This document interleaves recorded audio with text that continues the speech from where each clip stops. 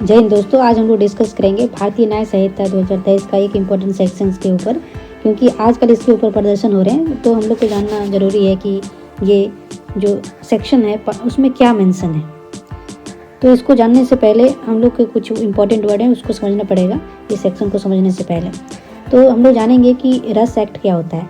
तो रस एक्ट उसे कहते हैं कि an act done in Hari without proper thinking and action. आप कोई भी काम जल्दी में करते हैं, बिना सोचे समझे करते हैं, तो ऐसा जो एक्ट होते हैं उसे रस एक्ट कहते हैं। दूसरा जो वर्ड है नेग्लिजेंस क्या होता है। तो an act which is caused by a person due to carelessness where he had duty to take care. मतलब कोई व्यक्ति का ड्यूटी है टेक केयर करते हुए कोई काम को प्रोसीड करना, लेकिन उस बेसिस पे वो काम नहीं करता है, तो इसे नेग्लिजेंस कहते हैं। इनका इम्पॉर्टेंट इंग्रेडिएंट है जैसे कि ड्यूटी, ब्रीच ऑफ ड्यूटी और इंजरी और डैमेजेस। कहने का मतलब ये है कि ये जो 4 इंग्रेडिएंट हैं वो कोर्ट कंसीडर करती है वाइल डिसाइडिंग द केस कि नेग्लिजेंस एक्ट हुआ है या नहीं है। ड्यूटी के कहने का मतलब कि आप कोई व्हीकल को ड्राइव कर रहे हो तो आपका ड्यूटी है कि आप प्रॉपर रूप से ड्राइव करो, आप स्पीड जो लिमिट दिया है उस लिमिट से चलो। अगर आप उस तरह के फॉलो नहीं करते तो आपका ब्रीच ऑफ ड्यूटी हो जाता है, आप जो ड्यूटी है उसको आप तोड़ रहे हो, तो जिसके कारण से किसी की इंजरी हो जाती है, और इंजरी होने के कारण से आपको डैमेजेस देने पड़ेंगे, मतलब कंपनसेशन देने पड़ेंगे, पैसे देने पड़ेंगे। अब हम लोग समझेंगे जो नोट में मेंशन है, all murder are culpable homicide but not all culpable homicide is murder. Only जो कल्पेबल होमोसाइड है वो जो सीरियस नेचर के होते हैं वही मर्डर के अंतर्गत आते हैं। हम लोग डिस्कस करेंगे काउजिंग डेथ बाय नेग्लिजेंस। तो इसमें जो सब सेक्शन 1 है 106 का, वो बताता है cause death by any person by doing any rash and negligence act. मतलब आप डेथ काउज करते हो और वो जो एक्ट होता है rash and negligence not amounting to culpable homicide, मतलब सीरियस इन नेचर का जो होता है। तो इस तरह के जो केसेस हैं उसको हम लोग काउजिंग डेथ बाय नेग्लिजेंस के अंतर्गत रखते हैं, जिसमें हमें पनिशमेंट जो दिया गया है 5 ईयर का है और लायबल टू फाइन है। लेकिन अब हम लोग आगे डिस्कस करते हैं कि and if such act is done by registered medical practitioner, अगर यही एक्ट एक डॉक्टर से हो जाए तो उसके लिए जो सज़ा है वो 2 ईयर्स के हैं और फाइन है। तो डॉक्टर के लिए नेग्लिजेंस क्या होता है, तो उन लोग कभी कभी ऑपरेशन करता है, ऑपरेशन करने के अंतराल कभी अपना जो सीजर है पेशेंट के पेट में छोड़ देते हैं, कभी कभी ड्रिंक करके वो काम करते हैं। तो कहीं ना कहीं जो प्रोफेशन है उस प्रोफेशन को मिसकंडक्ट कर रहे हैं। तो इस रिगार्डिंग में जो पनिशमेंट मेंशन है वो 2 ईयर है, उनका डेथ काउज हो जाता है उस रिगार्डिंग में। सही से आप ऑपरेशन नहीं करते हो because of such kind of things, then you shall be punished according to the law. You have to understand everyone is equal in the eye of the law.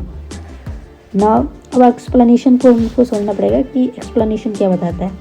For the purpose of this section, registered medical practitioners means medical practitioner who possess any medical qualification recognized under the National Medical Commission Act 2019.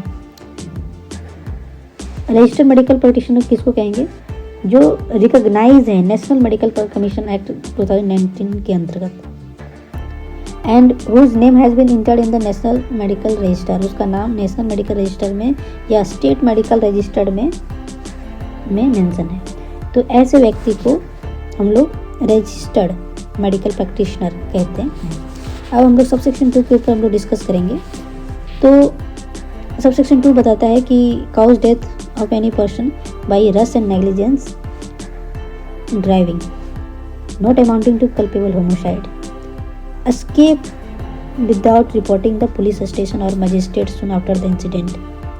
इसमें ये बताता है कि आप लापरवाही करते हो और लापरवाही करने के बाद डेथ काज होती है और आप भाग जाते हो, वहाँ आप रुकते नहीं हो। आपका काम है कि अगर वहाँ एक्सीडेंट होता है तो you need to call the police और you have to give the information to the magistrate जिस जुरिडिक्शन में। अगर आप ऐसा नहीं करते हो तो आपको 10 साल की सज़ा है। तो ये पनिशमेंट है जिसके ऊपर अभी प्रदर्शन हो रहे हैं।